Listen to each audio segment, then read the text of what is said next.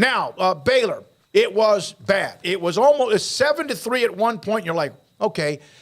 We all had, in fact, Garrett said 52-9. I think I said Texas would win 38-20. I was right on half of that. How I even thought 20, I don't know. Even with the muff punches Craig mentioned, they couldn't take advantage of anything in the red zone. So today, just a quick clip from Dave Aranda at his media session. Listen, the natives are restless. People are mad. They're angry. They should be because they're 1-3.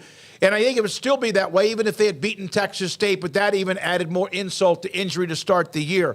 Dave Aranda, I asked him a question about looking at him as a head coach.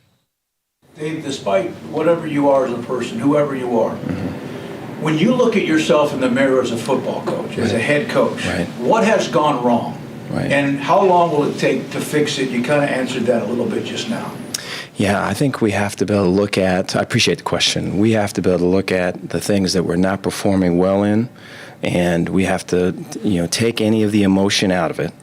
And we have to look at, whether it's a coaching error or it's a personnel issue or it's we're asking too much here or we're not devoting enough time here. We have to get all the emotion out of it and just address the kind of the reality of it and fix it, And I think things like that can, it's as simple and as difficult as that, because a lot of times emotion gets into it.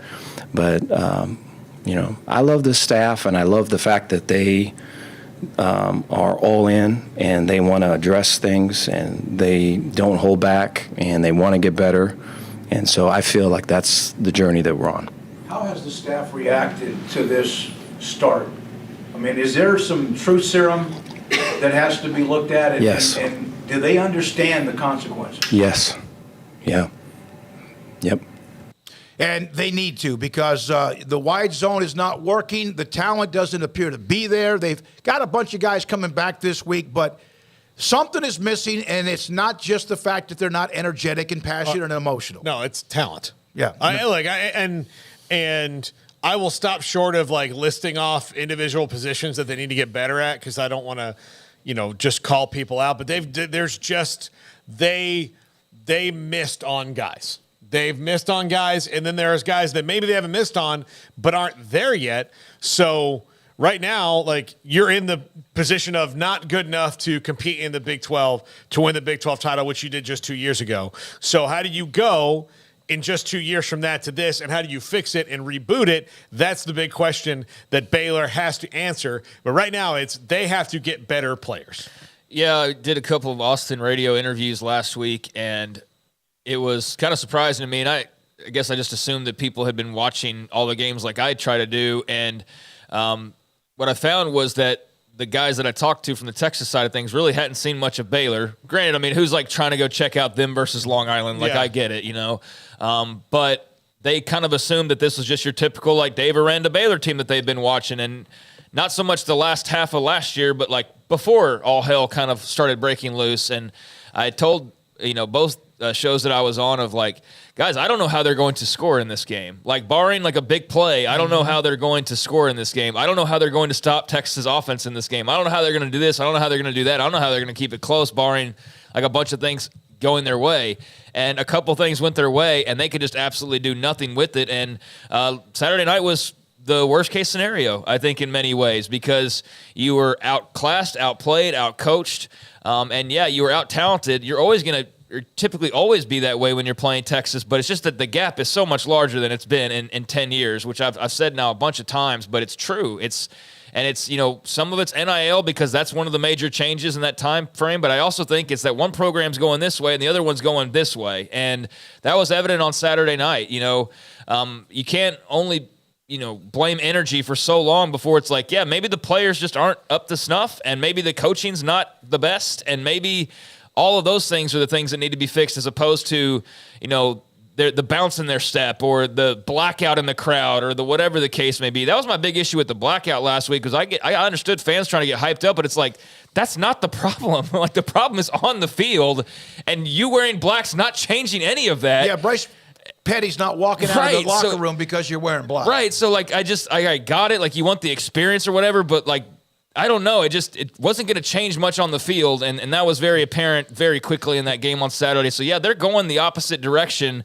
And so when I told those guys in Austin radio that, I could tell some of them were like, oh, man, I didn't realize it was like that bad. And then I haven't talked to them since, but I imagine it didn't take them long to watch on Saturday night before they went, oh, man. And then based on social media and just some people I talked to, there's a lot of people across the country right now that haven't watched a lot of what's gone down. They're going, man, what's happened to that program? What's happened with Dave Aranda? And where was this team that 2 years ago there's a lot of confusion. And look, if the outsiders are confused, it doesn't help that the people who are the quote-unquote insiders, the ones that are close to the program, are equally confused as to what exactly is going on and how it's gone this far, this fast. Yeah, there's a lot of myths about wearing black. Like some people say it's slimming, but it's not if you're corpulent. So, like you can't hide everything with it. The other thing about it is like just because you're wearing black doesn't mean like, oh, man, crap smoking, that was really fast. What's that? That guy over there is wearing a black shirt, and it really energized me. Like those things, and like that collides all at once because losing highlights all the rifts in the fans and all that stuff that you have with a university or team or whatever.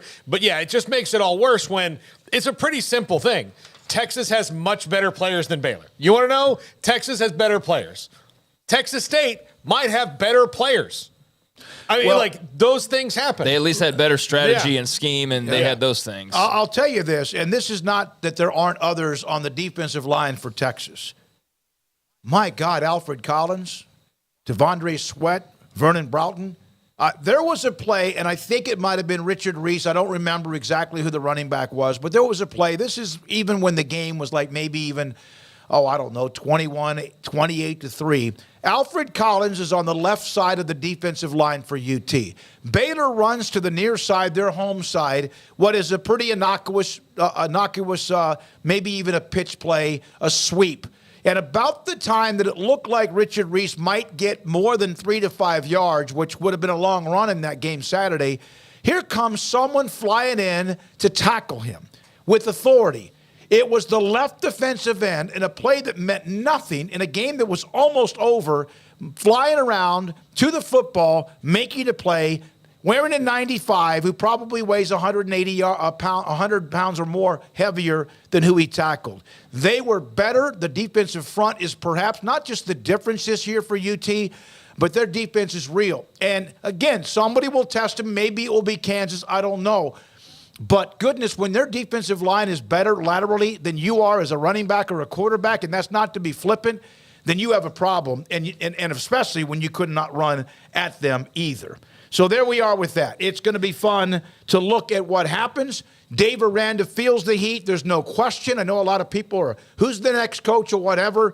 I don't see anything imminent, but right now there is no question a lot of heat right now in that program, but we were told there was even 2 or 3 weeks ago. Yeah, I mean, there's definitely heat. There's no avoiding that. How realistic it is that could turn into a full-blown fire by the end of the year, I guess we'll have to see because it's only week 5. But, I mean, they're certainly trending in the direction of there being a lot more sparks. And the thing about having a young football team, which he's pointed to, I don't think as an excuse. I think that you look at that team and there are, in the case of Texas, a lot of veteran players on that team, and there's a lot of not-so-veteran players on this Baylor team in many cases, or guys in positions that they need them to be farther along than they are, and they're just not, whereas Texas is. They're very veteran-laden.